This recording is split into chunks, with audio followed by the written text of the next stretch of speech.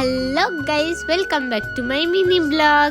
তো চলো মিনি ব্লগটা স্টার্ট করা যাক। আমি চলে গেছিলাম মাঠে একটু ঘুরতে, আর আমাদের সর্ষে গাছের সর্ষে ফুলগুলো কেমন হয়েছে সেটা একটু দেখতে।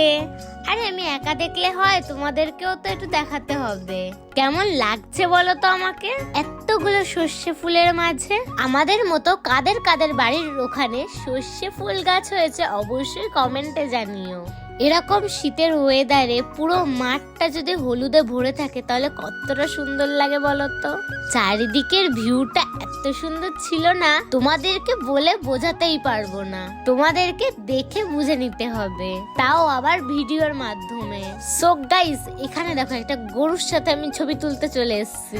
জানো তো গরু হচ্ছে শিব ঠাকুরের বাহন, আর গরু বলাটা ভুল, কারণ ওটা হচ্ছে আমাদের শিব ঠাকুরের খুব প্রিয় বাহন নন্দী।